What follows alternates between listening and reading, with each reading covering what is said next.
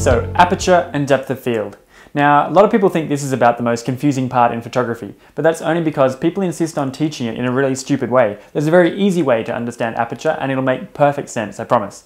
And just a reminder that this is all covered in the aperture section of our course notes booklet as well, that you can buy online, and also the plastic summary clip cards. There's an aperture section there which tells you which way to move your f number to do what with your depth of field and all that kind of stuff as well. Pretty handy. So as we already saw in the basic lecture, aperture controls what's called your depth of field. And depth of field is just the amount of stuff that's in focus in front of and behind the point that you actually focus the camera on. So this is a very small or shallow depth of field, and this one is a large depth of field, where much closer is still in focus and way into the distance is still sharp as well.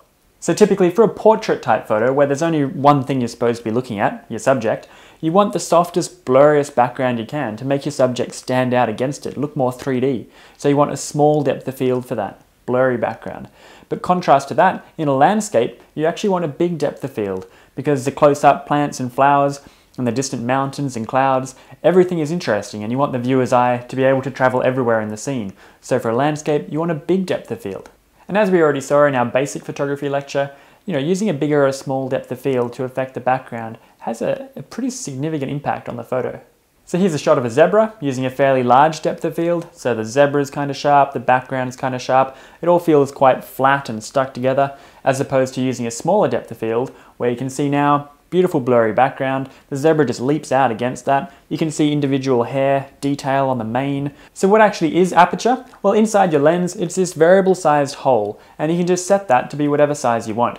And it's defined in these things called f numbers or f stops. So you can see here that's f8, f4, f2, and then you go, oh, hang on a minute, the f number's getting smaller, but the hole's getting bigger.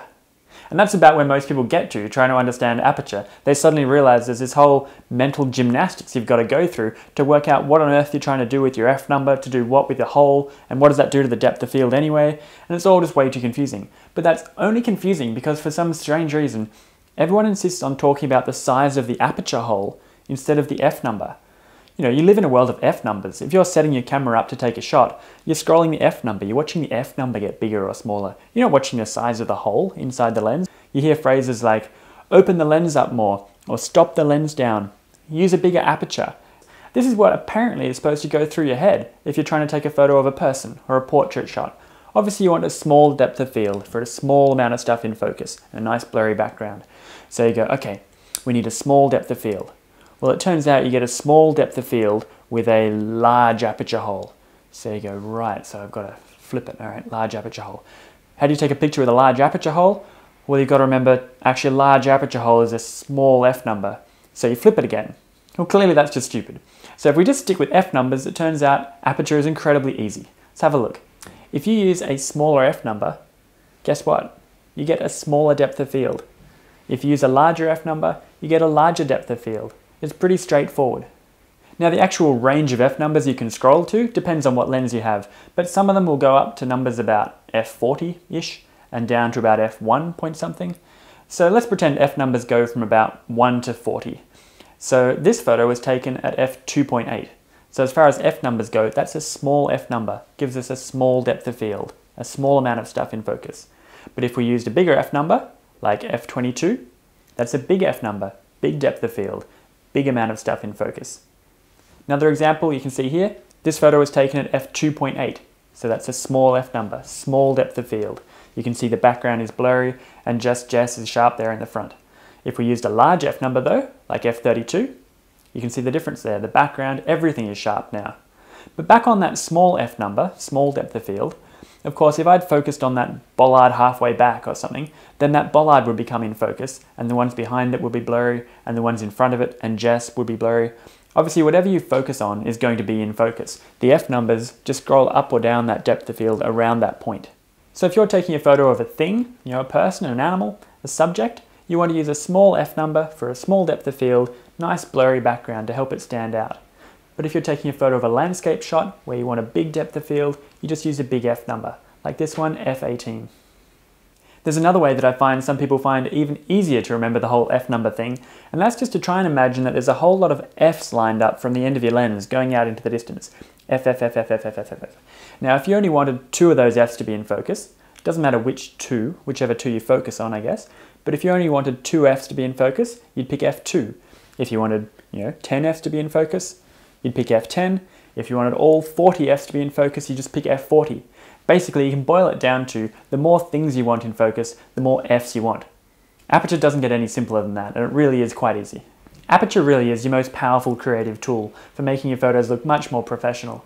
Using a small f number for a small depth of field is a really powerful way of directing the viewer's eye exactly where you want them to look. Like in this photo, you can't look anywhere else really. Your eye is just drawn straight to that one chess piece. Also, blurring stuff out that you don't want is incredibly useful. In a zoo, you might have mesh, cage mesh in front of what you're photographing.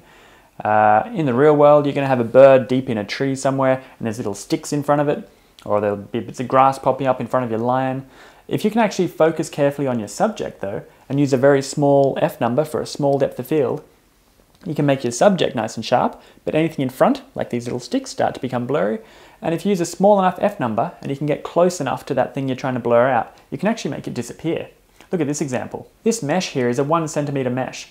So there's no way I could hope to poke my camera through there and get a nice clean shot. But if I carefully focus on the cat inside there, that's a cat in there, and then use a small f number, then anything in front of the cat becomes blurry, and the cage wire, as you can see, has completely disappeared. That mesh you can see in the background there, that's the other side of the cage behind the cat. But there's literally 6 or 7 wires going across in front of its face, but you just can't see them because they've been blurred out. Pretty amazing. Another example, bird on a stick. So f22, that's a fairly big f number, big depth of field, so the bird is sharp, the background leaves are quite distracting there, and obviously the chicken wire in front is really annoying.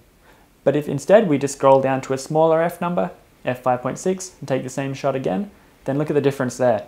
The background is now a nice soft pastel-y kind of background, and the chicken wire is gone. Fantastic. And don't think that that is something you can only do with really expensive, incredible lenses.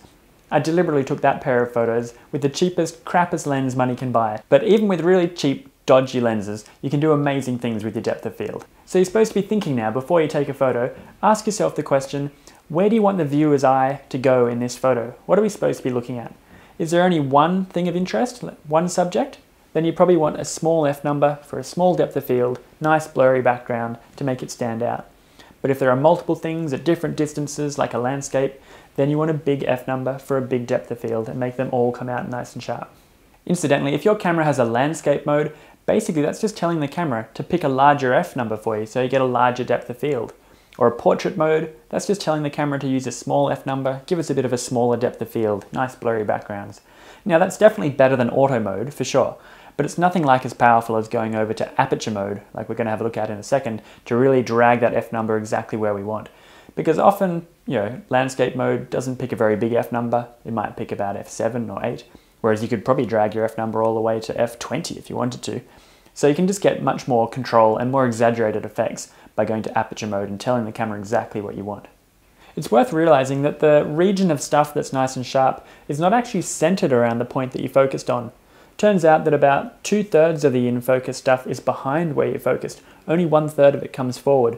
And you might think, who really cares about that? Seems a bit pedantic. But it's actually really important, particularly for a landscape shot where you're trying to maximize your available depth of field. So a situation like this one, we want a huge depth of field, so we're going to use a big f number, like f22 or something. Great. But then where do you focus? A lot of people make the mistake on their landscape photos of focusing on the distant mountains. And the problem then is, sure, you've got a big f number, gives us a big depth of field, but if you focus on those mountains, 2/3 of that depth of field is now wasted behind the mountains. Only 1/3 of it comes forward, and your foreground rocks and pebbles and stuff are still going to be out of focus. So the actual answer is, when you're photographing a landscape scene, you just try and arbitrarily focus about 1/3 of the way into your shot. So you just briefly point the camera down about 1/3 of the way in, beep, focus, lift it back up, and take the shot. That's just maximizing the use of your available depth of field. Okay, so let's take a look at aperture mode. So aperture mode on a Canon is AV, and for every other brand it's just called A. So in aperture mode, you can pick whatever aperture value you want, as long as the lens is capable of it, and the camera will pick the right shutter speed to match up for it, so that you get correct exposure, or whatever exposure you've asked for, if you've asked for a darker or brighter photo. So you'll be using aperture mode whenever depth of field is your most creatively important element in the photo. So if you're taking a portrait shot or a landscape shot, which to me is most of the photography you ever take. So I actually stay on aperture mode almost all the time. And this is typically how aperture mode works. You wake your camera up by pressing the button and it comes up with the last F number that you used. Now that's quite different to P mode. Remember how P mode always gives you that default auto mode middle kind of value. You could always scroll to the same F number if you wanted to, but it rapidly gets pretty repetitive in P mode. If you're taking a bunch of landscape photos, for example, in P mode you go beep and it comes up and says, how about 5.6? And you go, how about F16 for a big depth of field? Scroll, scroll, scroll, F16, take a shot. Then you try and take your second photo and you half press, beep, and it goes, how about 5.6? And you're like, how about F16 again?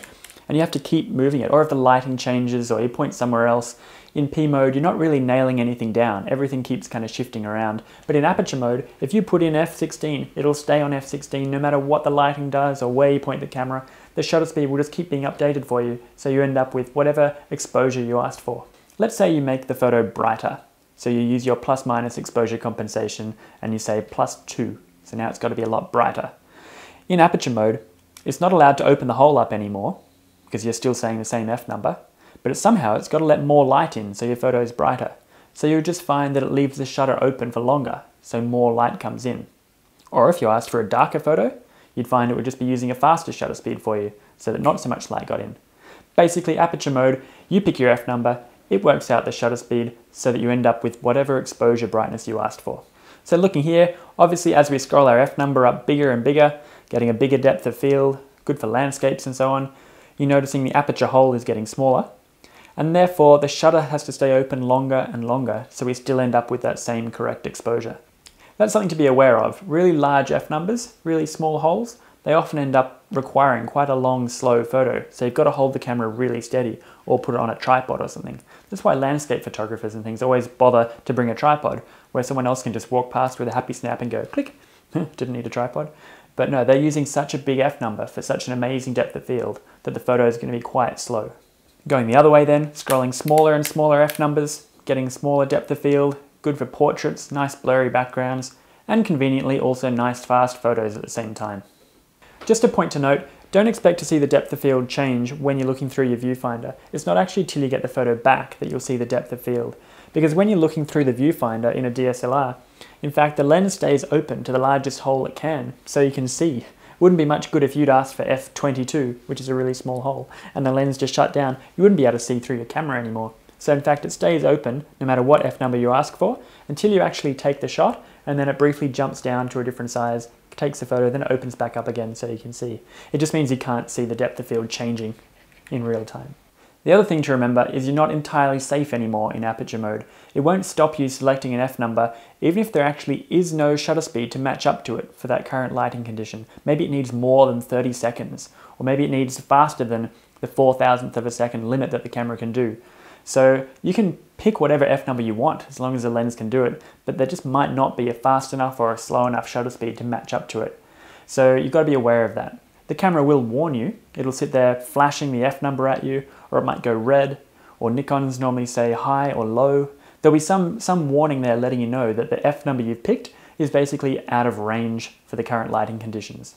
It'll sometimes happen in a situation like this. Let's say you're trying to take a photo in the dark and you make it worse by using a large F number. Now when I say you're making it worse, that's because a large F number is a small hole, so there's already almost no light out there, and you're forcing it to come in through a pinhole. It's going to take forever to get enough light in there for the photo, well and truly more than the 30-second limit that the camera can do itself. But it won't stop you taking the picture, it'll just flash 30 seconds at you, basically saying, don't do it, if you take this photo it's your own silly fault.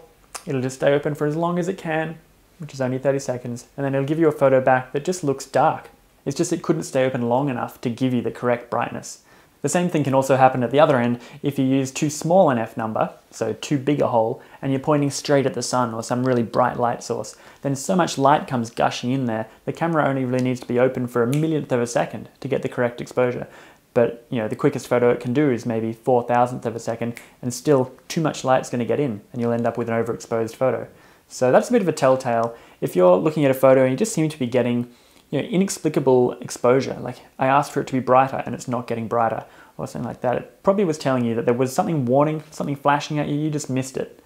So just don't use such a large or such a small F number until it kind of calms down and doesn't have any flashing warnings at you.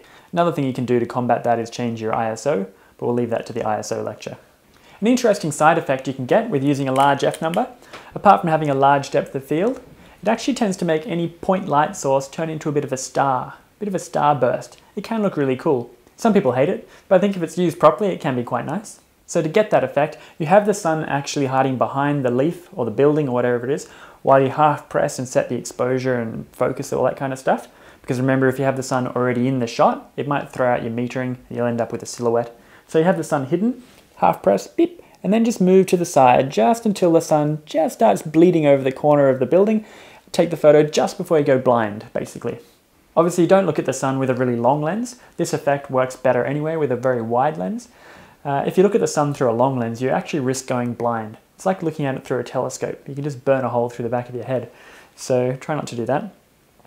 Alright, so it's time to go out for your aperture prac, which is actually a pretty straightforward prac. You just pick up your camera, make sure you're on aperture mode, AV mode or A mode, and then you just want to find a subject and take 2 different pictures of it, one with a big F number, one with a small f number, and then just compare the 2, and you should be able to see the background blur out in one of them and become sort of sharper and more distracting in the other one.